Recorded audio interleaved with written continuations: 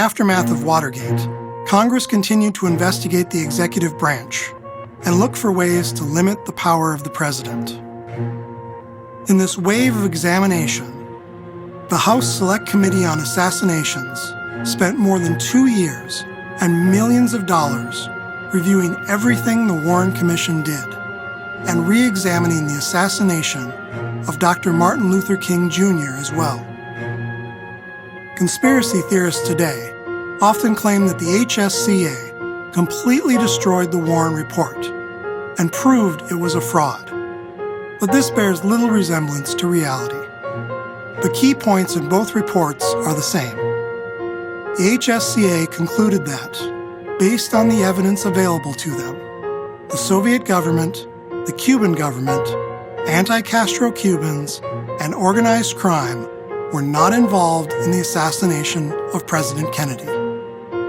Furthermore, they definitively stated that the Secret Service, Federal Bureau of Investigation, and Central Intelligence Agency were not involved in the assassination of President Kennedy. They also found that Lee Harvey Oswald fired 3 shots at President John F. Kennedy. The second and third shots he fired struck the president. The third shot he fired killed the president. They agreed with the fact that there was no magic bullet or any need for one, and the fatal headshot did not come from the front.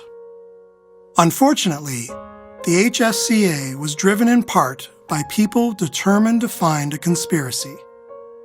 Since they were unable to raise any substantive problems with the evidence the Warren Commission collected, they looked to a newly discovered recording from a Dallas police radio that was inadvertently left on the day of President Kennedy's murder. This recording reportedly had 4 gunshots on it, and the HSCA's scientific experts confirmed what the committee wanted to hear, despite the fact that the 4 pops on the recording are not followed by the sound of any accelerating vehicles fleeing the plaza. Based on this flimsy evidence, the HSCA concluded that, with a probability of 95% or better, there was indeed a shot fired from the grassy knoll. And the president was therefore probably assassinated as the result of a conspiracy.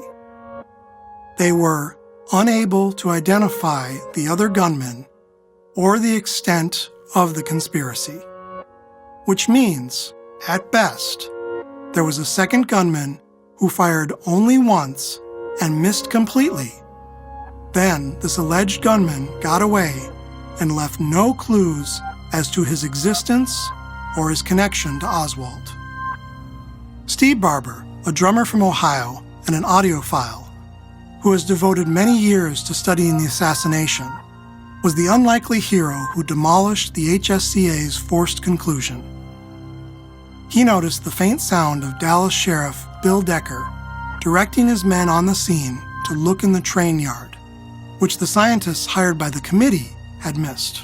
I found that when Sheriff Decker is speaking, his voice is coming through the open microphone during the sound impulses that the acoustic experts said were gunshots. But he didn't make his statement until a minute and a half after the assassination had already occurred, so those cannot be gunshots simply because of that.